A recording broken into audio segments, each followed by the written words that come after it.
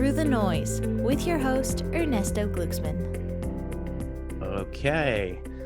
Dr. Eriksen, thanks for coming on the show. My introductions on my show with my guests are usually fairly embarrassing because there's I don't give it running through the rap sheet of accomplishments for folks like you. It can be it's a long one. So congrats on everything you're doing. And I'm just really excited to learn about your perspective on plastics and a little bit of how you even got here. So let me just do the perfunctory piece of it, the simple introduction. You're Dr. Marcus Eriksen. You're one of the co-founders. I think your wife, right? Yes, exactly. We did it together. Five Gyres. A nonprofit does a variety of things, but mostly focused on bringing research and attention towards the issue of plastics in the oceans, right? Did I kind of get that right? Yes, research, awareness, and at this point, it's all about solutions. We know enough to act. Oh, good, because that's actually one I want to get to. But let's talk about the problem a bit. And I know you've probably gone through so many different versions. I've seen other interviews you've done in the past, but there's basically plastic in the ocean, and it's everywhere. Period. First of all, right? Yeah, well, now it really is everywhere. You know, the ocean plastic story really caught the public's attention, but now we're finding plastics on mountaintops, on the seafloor, on coastlines, in tissues, in organs of humans and other life. We have found, wrappers of a Snickers bar, for example, a photograph put in a recent paper of a Snickers bar frozen in an iceberg. We have seen, I have a paper right now. I just got feedback from the editor about massive wads of plastic bags, on the order of 50, 60 pounds inside camel stomachs. That paper is out right now. That should be coming through pretty soon. So really it is everywhere. It's just pervasive. And the stuff that we've made the last half century, break down to smaller and smaller fragments. The distribution is just normal. It'll just distribute over time, diffuse throughout our biosphere. And at this point it has. Yeah, so it's kind of like a little bit of the plastic shopping bag, the very light stuff that you can't put that really into the recycling bin because the machines get gunked up with it.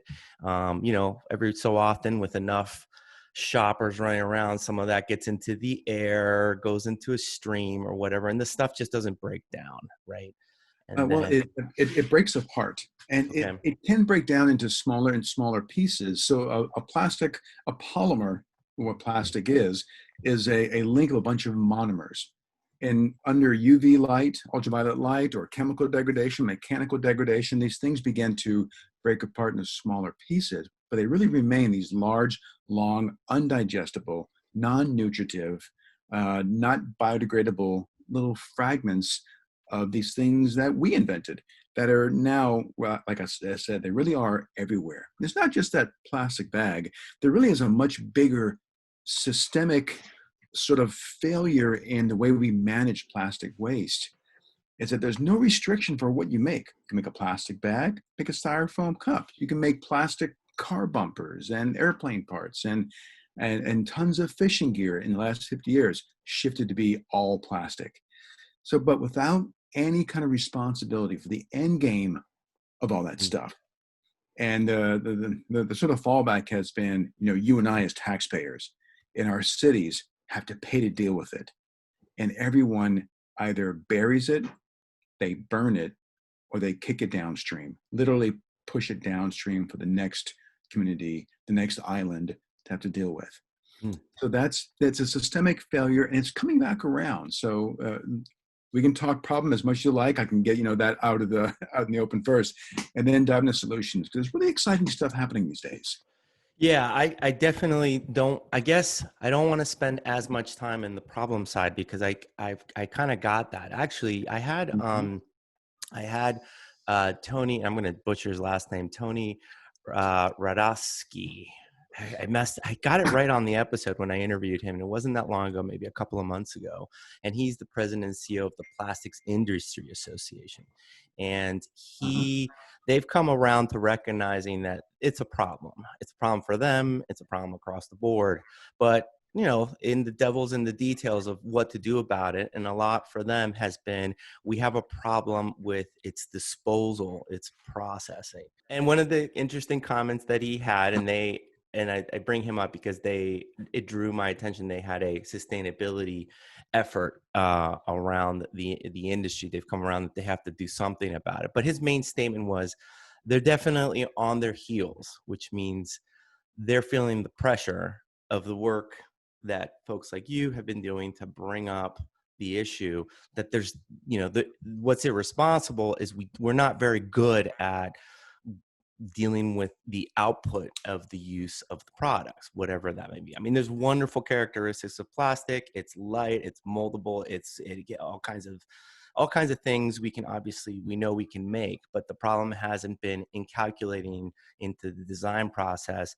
What do we deal with? How do we deal with it afterwards? And what are the right applications for it, right? It's kind of the industry perspective. It's hard to deal with it on the back end when it has no value. I mean, virgin plastics from brand new petroleum are far cheaper than any recycled material. So the recycling market of plastics is abysmal. So you have to have, really smart legislation come in and just say, okay, if you're going to make plastic, you've got to agree that there be systems in place so that recycling is viable. Right now, it's not. So while the SPI and ACC will say that they're in favor of recycling, they're really against any kind of requirement that companies use recycled material. And that makes it not competitive at all. And then also one big challenge is there's no one's creating design standards, or very few countries are now creating design standards for the stuff you make from plastics. If you laminate, plastic and metal and paper together, it becomes worthless because the cost to tear those things apart and shred and try to, it just doesn't happen. So it gets burned or buried or washed out to sea. So you got to have, some responsibility about what are you making from this great material. And I agree with you. It's a great insulator. It doesn't break. It's lightweight, so that the carbon footprint of moving goods is much better with plastics. But on the back end, you've got to have, when the products get to the back end, they've got to be easy to disassemble and get those materials out. And there has to be the incentive, the economic systems in place that allow that to happen. Because right now, industries, they fight that tooth and nail. So it's disingenuous when I hear them talk about, we got to improve recycling opportunities. No, we don't. We have to just improve recyclability of things, technically by making the right products, and economically by creating those feedback loops. And until that happens, it's hard to hear. And I talk with the ACC, American Chemistry Council, and the SPI, and I really enjoy those conversations because I really get to understand where they're coming from. And they recognize that's a challenge to get those kinds of rules passed. And they often agree, on the side, off the record, they'll agree, it's got to happen because there's too much trash and the world can't bear it, especially now. The world's shifting so fast that taxpayers, municipalities, governments can't foot the bill to manage these millions of tons of plastic waste occurring every year. Yeah, it's like when did plastic start to become ubiquitous in consumer goods? What, the 50s or 40s or even earlier? When these. I would say post World War II is when we started seeing more consumer goods and the rise of advertising and many new products. So in the U.S., a lot of the infrastructure for the war effort turned into infrastructure for domestic production. And you had hula hoops and Tupperware and the earliest cellophane and saran wrap. And then by the 70s, your first plastic bottle, your first plastic bag, plastic straws. Then the single-use stuff kind of took off. So I'm right now working on a paper with a few colleagues. We're looking at the trend over time in ocean pollution. And we see things were pretty low back in the 50s, really low. And the amount of trash in the ocean kind of mimicked the production of plastics. So like 1951, 52, the world made 2 million tons of plastics, around that. Now we're over 400 million tons of plastics per year. And by the late 90s, early 2000s, the amount of ocean pollution took a vertical curve and just began to skyrocket. And And how much of it ends up in the oceans? Like saw one of your, I guess, recent study, something like 200,000 tons of it, right? Kind of well, goes into it's really hard to say. There was one paper that gets referenced estimated. quite a bit by Jenna Jambek back in 2015, wrote a paper, and she estimated like 4 to 12 million tons per year makes its way to the ocean. The average of 8 million tons. So that number, 8 million tons, gets referenced quite a bit. It's likely a whole lot less. And one reason for that, what wasn't taken into account when she made her famous and often used estimate, she didn't take into account the informal sector, the people around the world that make a living off of collecting and sorting plastic waste. And I've spent some time in Southeast Asia, and for example, in India, I borrowed a bicycle from a young man in a slum. I got to know his family, and I followed him for a full day, riding a bicycle next to his bicycle, picking up plastic trash. He wouldn't pick up straws, sachet packets, or plastic bags. He told me, if I pick up those things, I'm going to waste my whole day when I could find one soda bottle made of PET worth 20 times, 100 times more than a handful of straws. So I really got to understand, the value of the waste picking community, the informal sector, that are hundreds of millions of people worldwide. They are really telling the world what is economically recyclable and what is not.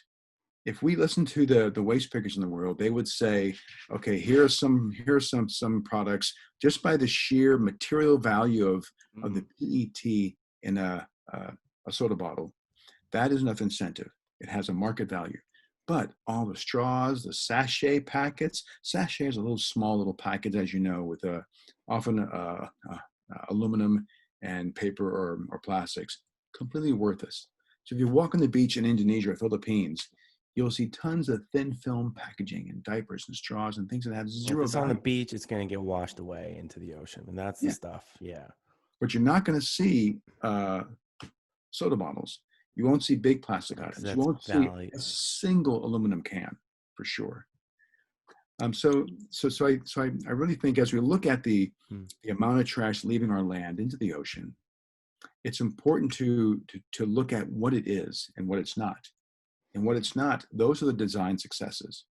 And what it is are the design failures. And that's where industry can step in. And I would add that the bigger trade organizations, SPI and ACC, as a trade group, they are defending the folks that are making plastics. The ones that I like to listen to are the small startups. And now there are thousands of small startups that are saying, how can we meet the public need for a carrying sack to replace the plastic bag, or a different kind of straw, or a different kind of diaper? What are the new kinds of polymers?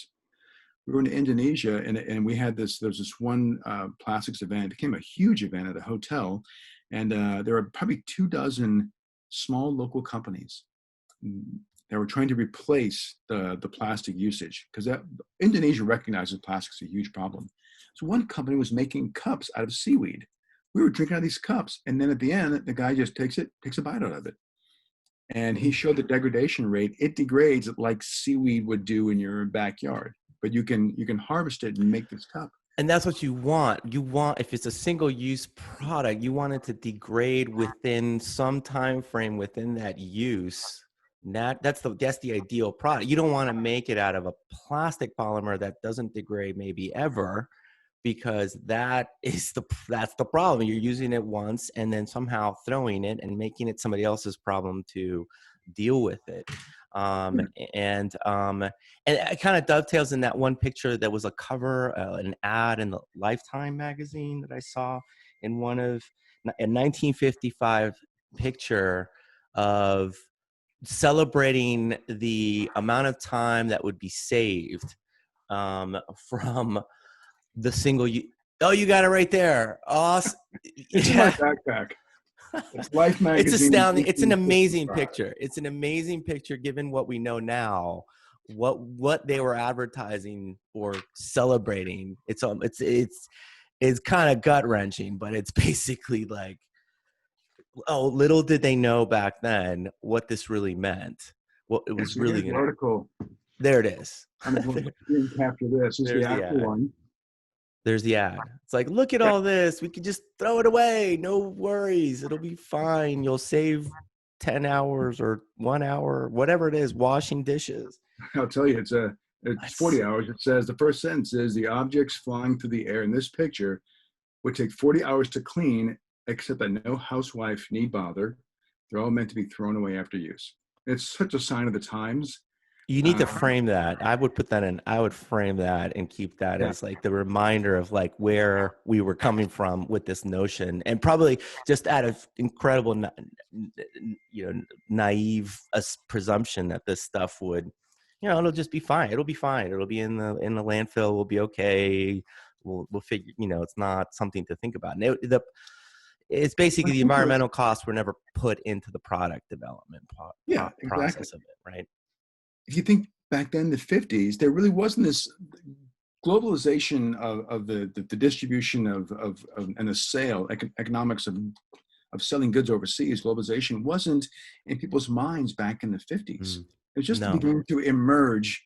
These ideas of planned obsolescence, for example, was a huge shift. So that article is an example of the post-World War II teaching people to throw things away, and teaching producers, manufacturers to make things designed to be, to break, become dysfunctional or not fashionable in a short time to encourage more purchasing and the novelty factor, and just like look at the new design of the product. And that's what they're all thinking. That's what industry tries to figure out. What is the easiest, fastest way to get a consumer to purchase more? It's kind of, that's how it keeps the checks rolling, right? But at the end of the day, when we understand that there's unintended or maybe intended, I hate to presume that was the case, but let's say there was unintended consequences associated with this that we really have to now address. I think it's that's the big problem now for everybody.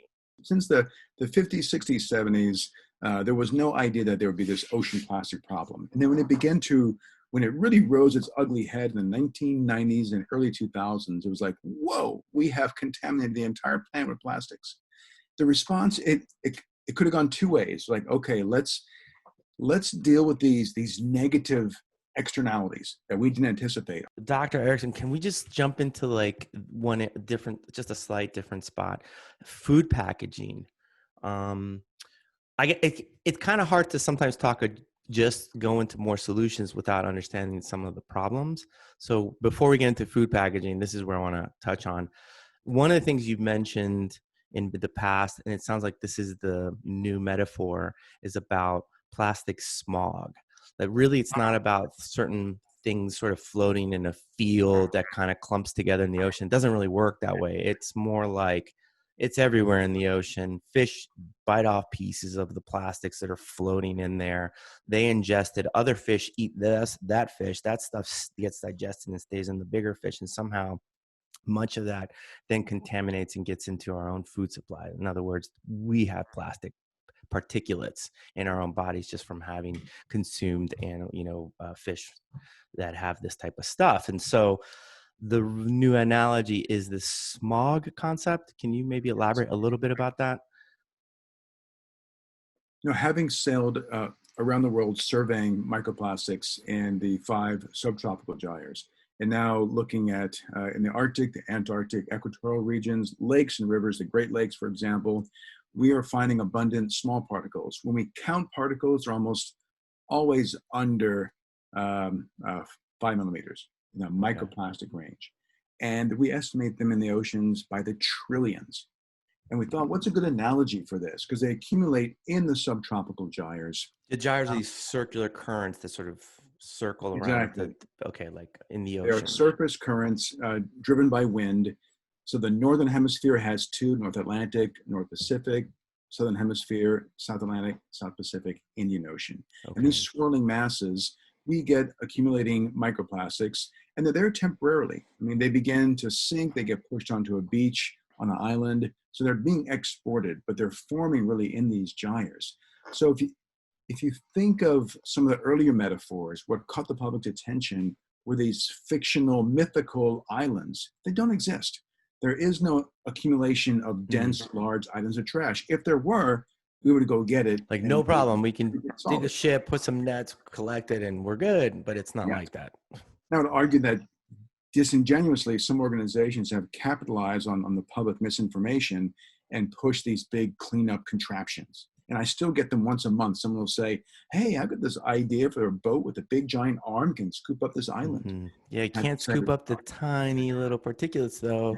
That's the part that's the hard part, right? Okay. So if you think of the smog analogy, if you think of how this environmental issue over our cities, this pollutant, in 1970s, most cities around the world, even some today, are plagued with smog from automotive exhaust, from coal burning power plants.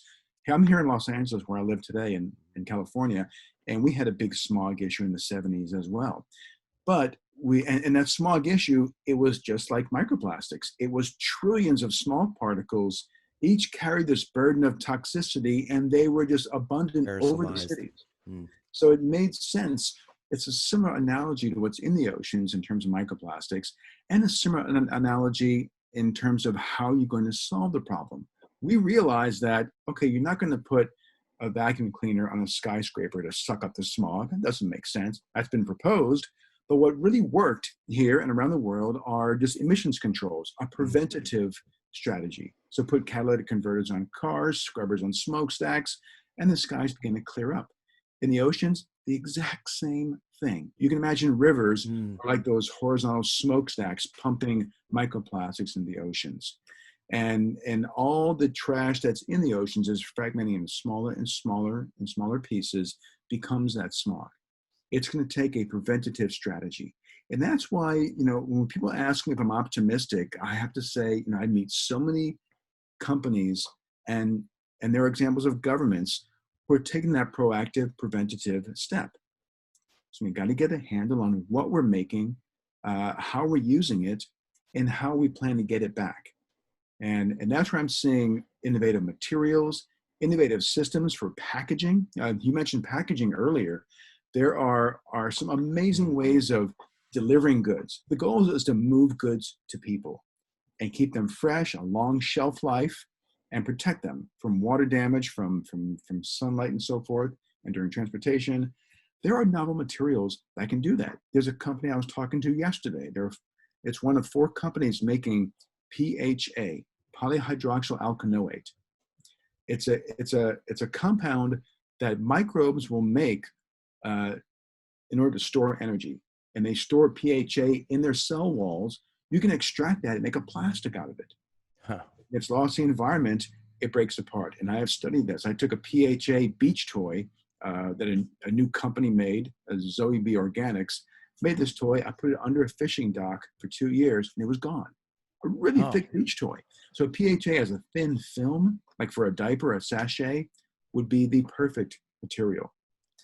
Like that's a vat fermentation process type thing with these kind of bacteria stuff that can create a sticky enough component that you can make a thin, flexible piece of plant plastic. What would you call it? What do you call that type of? A bioplastic. A bioplastic. A bioplastic, yes. A biodegradable polymer or a bioplastic. There are many. It's a very confusing term because you can also take sugarcane, for example, sugarcane fiber, and you can make polyethylene, polypropylene, PET, the exact same polymers that you get from petroleum. And they don't degrade. They're the exact same thing. But a whole different class of bioplastics are the biodegradable ones. And I'm not talking PLA, the little corn cups you get at environmental events and so forth. What's up with those? Why aren't those so good? Or too much greenwashing on those. They require industrial composting. Okay. So think of they can be composted, but they require major machines, major shredding, major whatever it is. It doesn't. You can't. That cup's not going to degrade if you put it in your soil or nope. Off the dock in 2 years, it'll still be there. And we've taken a bunch of school cafeteria waste, included PLA forks and spoons. It had cardboard containers for trays. Mm-hmm. Put into a compost bin. It came back a couple of years later, rich compost with a bunch of forks in it. Still So there. PLA, still there. So, but PHA wouldn't Okay. do that. I'm impressed with PHA. So there are, there's not going to be one plastic material that replaces everything. It's going to be case by case based on the need of the public you're trying to meet in a way that doesn't have this lasting legacy of waste, of harm to communities, harm to the environment. If you think of every single material that we use in civilization, everything from 10,000 years to present, it all fits in two cycles, either a biological cycle or a technical cycle. Okay. And these technical materials, we've really invented a lot of that this century, the last half century. They take systems of responsibility to use those materials. The biological stuff, we can keep using forever. That biological cycle has been around for 4.6 billion years. But the technical stuff, we, as the inventors of that, these long chain polymers, these novel materials, we have to be responsible for those. And that's designing efficiencies of collecting them, of dismantling them, of recovering those materials, incentivizing those, often monetary incentives to get them back to the folks that made them in the first place, so you can keep those cycles in a loop. That's circular economy. And that's where I'm really excited. The EU, for example, just passed a single-use plastic ban, and it's based on circular economic principles. They simply said, you can't keep making all this plastic stuff if you're going to tell taxpayers and cities to have to clean it up, sweep it up, and have to bury or burn it. It's not working. So we're seeing governments rise up. We're seeing other companies replace that social need without the legacy of harm. So I'm excited because these examples are proliferating worldwide. That's and I think that's where there's opportunity, right? It's sort of like in the maybe early stages of the plastic world, we just kind of discovered plastic. We're like, wow, we can make all these kinds of interesting products we never could before. And industry just gets focused on, we can make new things, and you scale up business models, you scale up enterprises, and you just kind of get stuck in that process. They become big companies. Big companies are hard to change. And then suddenly there's a discovery that this stuff is actually causing downstream, so to speak, harms. And it's a natural gut reaction. It took a lot of effort just to scale up big machinery productions of these products, and just to make the deals, just to get good at making this stuff. And now we have to shift it. They're juggernauts of ships that don't turn easily. And so you have to incentivize the alternatives to scale those up and help industry go, time to shift into the things that are better for creating products that fit more into the biological cycle, which, by the way, is the first time I've heard that term. Am I right? I mean, that's kind of what we got to get to. Yes, that's a biological cycle or a technical cycle with responsibility for... With responsible recollection, reuse, remanufacturing, whatever. You want, for example, one of the other guests I had on here, if you're going to put a sewer system from your home, and you're going to dig up your yard and take out the old cast iron sewer tubes, that might be the place to put the really difficult to process plastic, because you kind of want that there for the next 100 years. You don't want to use the energy to dig up your yard every 30 years to take out a cast iron thing, right? So that makes sense as a type of material. But for the single-use stuff that's used once, because you don't want human beings to be sharing germs or whatever it is, maybe probably a lot of waste in healthcare, whatever it is, that's where we have to switch the opportunity. We can't have stuff that lasts forever, that has negative consequences down the stream, right? Especially if you're not paying for that, right? If it's just happening. If you focus on where the evidence of harm is, if you look at all of the research papers published on this subject, trying to show, this animal's affected, here's the economic cost of this community, here's the true cost of landfilling and incinerators and so forth. All those negative externalities, they fall in these two areas. When I say areas, I mean areas where plastic is used. It's used in textiles, it's used in durable goods, it's used in fishing industry, there are pellets, there's all these places they're used. Most of the harm falls on single-use plastics and fishing gear. That's all the entanglement, ingestion, and pollution issues, and also the cost to communities to manage these kinds of waste. So in these two sectors, that's where it, we need to address things first. That will mitigate the most harm the fastest. And we're seeing that happen, at least on the single-use plastics front. Like I said, the EU just banned single-use plastics. Here in the US, there was a break free from plastic bill, a federal bill, put on the table this year, or the end of last year, and it was to eliminate many of the most harmful, most costly single-use plastic items and replace them with some innovative stuff. But I want to go back to a second, something you said about industries that are making plastics for the last few decades. You're right. They've got billions of dollars of investments in capital investments to get the machinery going to make things, and to steer those ships is really, really difficult. But that's the difficulty we have, is trying to switch from this linear economy, linear being you make something and you sell it, your consumer consumes it, then your city has to deal with it, and they bury it or burn it, or it's lost the ocean, and that's the straight line it goes. It doesn't come back. So switching gears to a circular economy, industry saying, hang on a second, we've got so much money invested in doing it this way, and there's all this harm. Going to a circular economy, we're seeing industries either they're fighting it, and they're trying to get cities and governments and taxpayers to fund more recycling programs, or you can support the companies that are actually trying to create a circular economy, and that's where I want to focus. Well, I think that's you can fight and try to play defense for as long as you can, but eventually it's the harm accumulates on the other end, where then there's no, I don't think there's one industry that could, I mean, you just look at the cigarette industry in the sense of how that happened to them, right? It's like they finally stopped having to, they just couldn't sustain. It's not a sustainable business model to continue that process, in my opinion.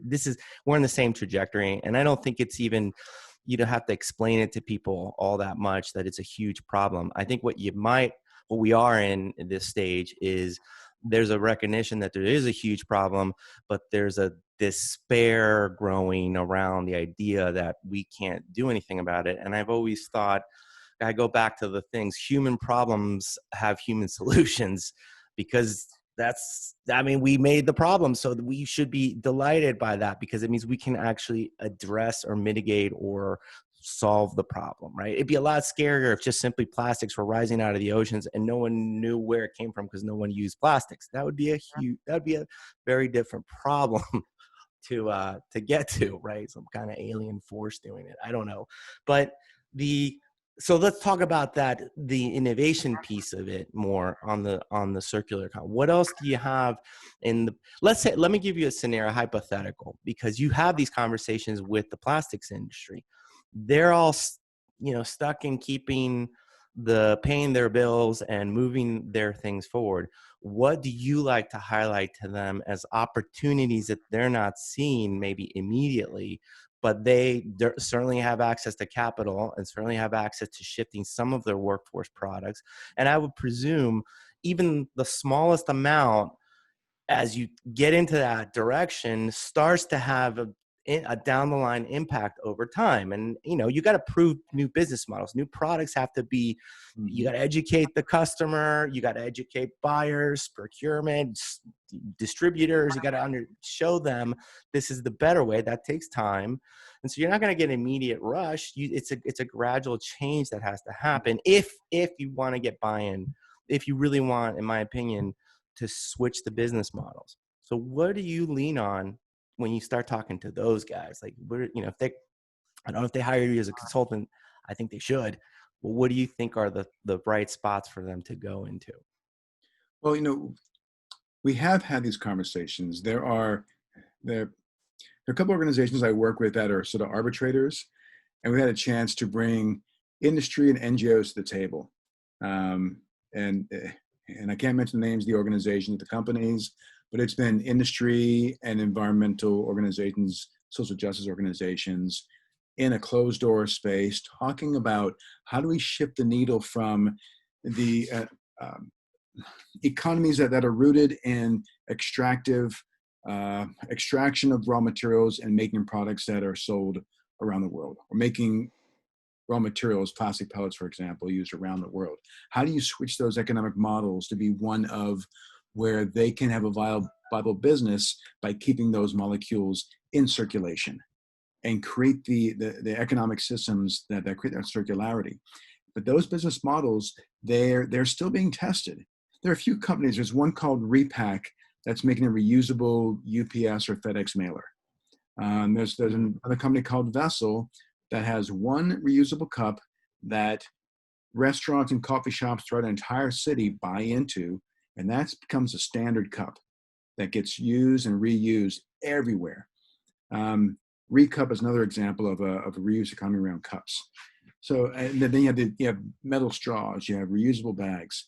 So trying to create your business models to thrive on reuse economies is very different from the economics of extraction of raw materials, making something. As resource scarcity becomes a thing, and the abundance of pollutants in the environment becomes a huge thing, those economic models, they just don't work, or they're not going to work in their far future. I think those companies know that those days are limited. So many of them seem to be testing the waters on these reuse economies or creating EPR systems. I know the American Chemistry Council is open to the idea of extended producer responsibility. And that's coming on the heels of one fellow, Andrew Forrest, a billionaire from Australia, sunk $300 million into his organization called Minderoo. And they push for a fee added to the purchase of raw pellets from BASF or Dow Chemical. And that fee goes to incentivize the very end of the chain recovery of materials, like a euro per kilo of plastic on the beach, or something around that. And then you have a consumer packaging trade group who is also looking at the same thing, a fee for the cost of pellets. And they've got some of the big CPG companies on board.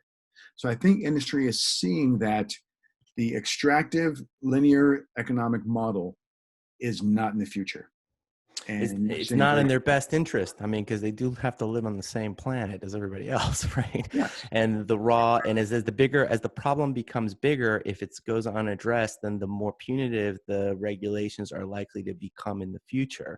So in a sense, now's the time to shift or experiment with more sustainable product class, repurposing, reuse, than later, when they might have other competitors in those markets beating them out of the innovation stuff. So I know, Doctor, you got to get to your next call today. And I feel like we just touched the tip of this iceberg that I want to explore with you. Just texted them so I could wait a little bit. You want to wait a little bit? Want to do a little bit more? Okay.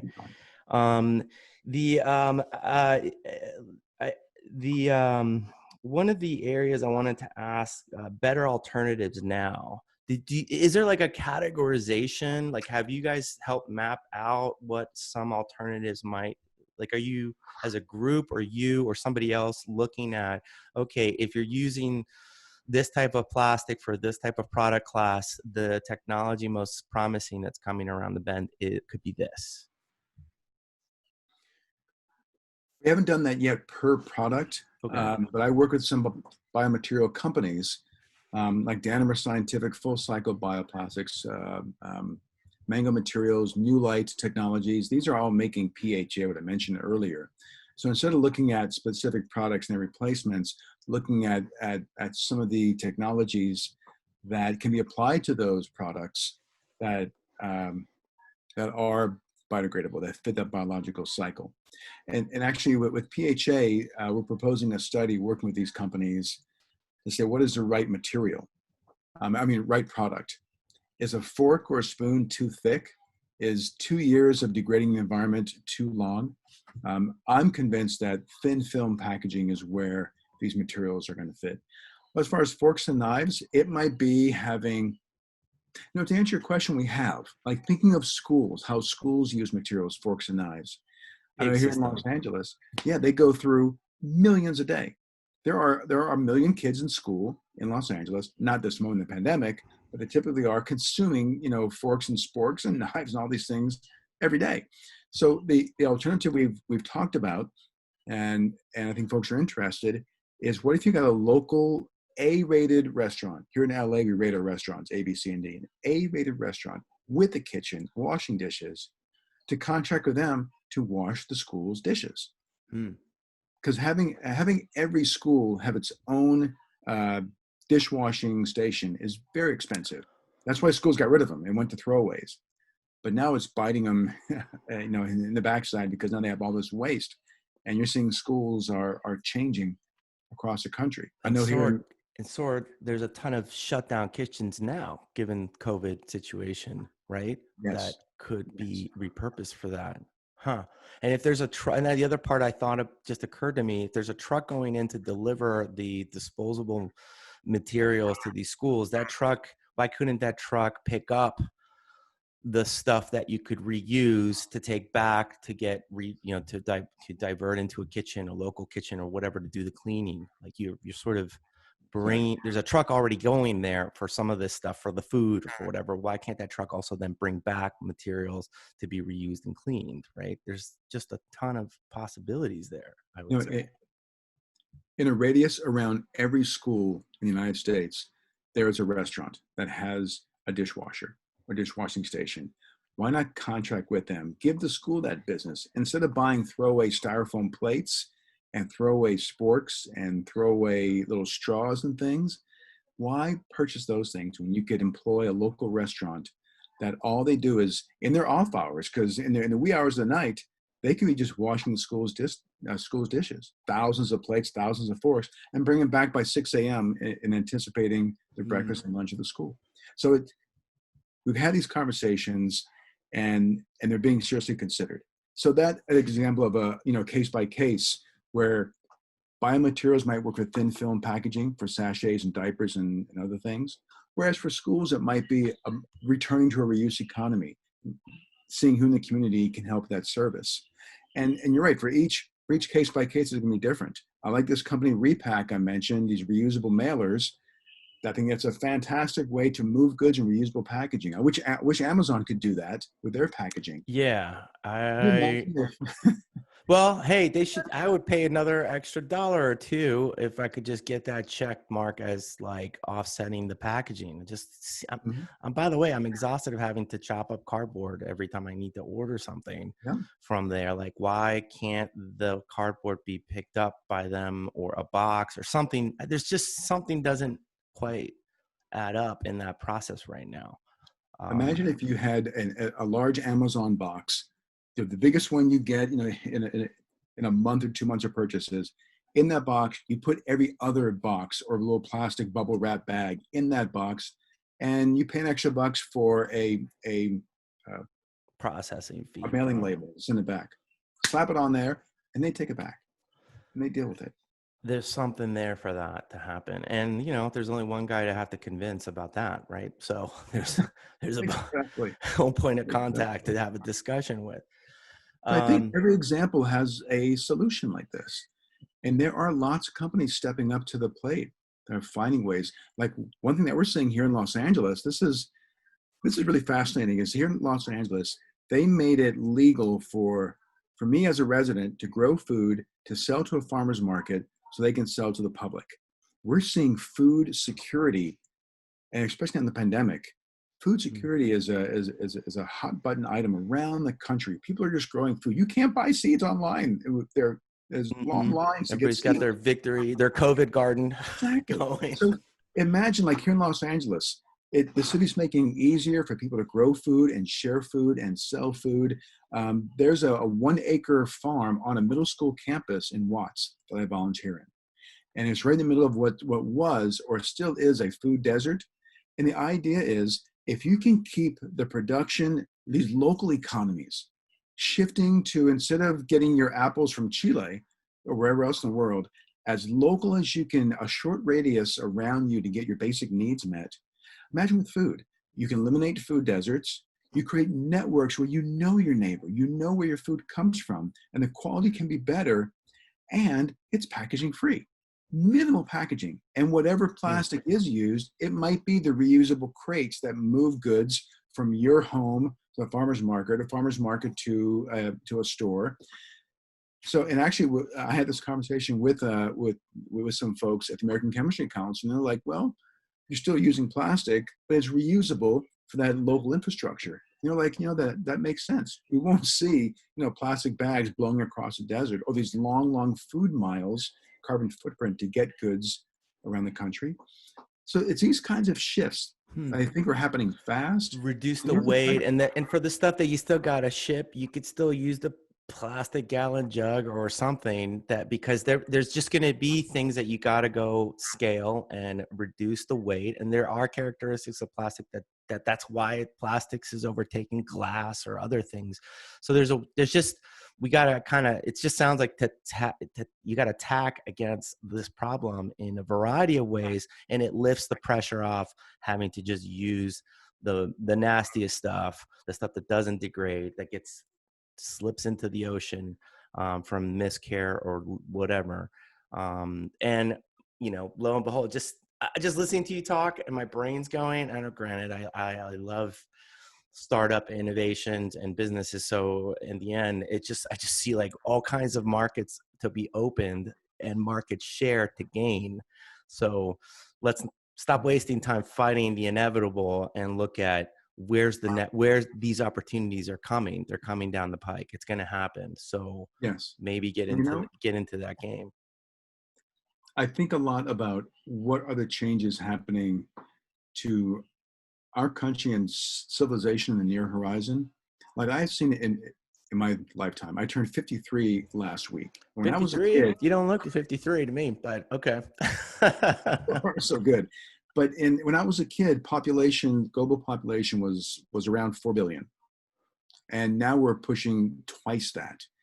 So overpopulation, resource scarcity, pollution are all changing very, very fast. And, I'm also, I'm from New Orleans. My family lived through Hurricane Katrina. I was in the first Gulf War in Kuwait, liberating the country, Kuwait from the oil fields, burning oil fields, all that. And I've seen that. From my experience, we live with this assumption of a thin veneer of civility that combines our society. When that begins to shred, we become vulnerable to collapse. And one of my favorite authors is Jared Diamond. He wrote the book Collapse: Guns, Germs, and Steel. And we talk about the big picture trajectory of our society and our civilization. Where I think our vulnerabilities, and the pandemic is making this very clear, that these long supply chains for chemistry, for medicines, for food, for technologies, the more local we can make these things. And the trend I see is to sort of retract our global reach, still globalize ideas, but more local solutions. The more you can meet your basic needs in a small radius of where you live, and your technological needs, your modern technological needs, the more resilient you are, the less vulnerable you are to natural disasters, to civil unrest, to pandemics. So you can. I see these emerging like little fiefdoms almost, but very, very open source with their successes. It's a distributed network at that point, right? Where we were maybe before all this, we were more consolidating big, mega scaled supply chains that everybody was saying, oh, you just in time, really custom orders. We were getting really good at that. And you can always order your protective, your PPE from a hospital. Hospitals, you don't need a warehouse. You can just order it when you're running low and we'll deliver it in 2 days. And then suddenly a big pandemic situation like this happens and you realize, oh, wait a minute, that's not that secure. That's not actually a good idea to have it all sourced into one spot, right? I think it's been a huge wake-up call. I often joke like April was like a decade ago for me. That's how it feels. So I think once again, it just opens up opportunity to rethink how we use products and materials, and to come up with more exciting, sophisticated ways of doing it. And reducing the footprint of the downstream implications that are negative for our world and our country and so forth. Dr. Eriksen, thank you so much. I know you got to go. But if anybody wants to find out more about your work, your website again? 5gyres.org, the number 5, GYRES.org. res.org.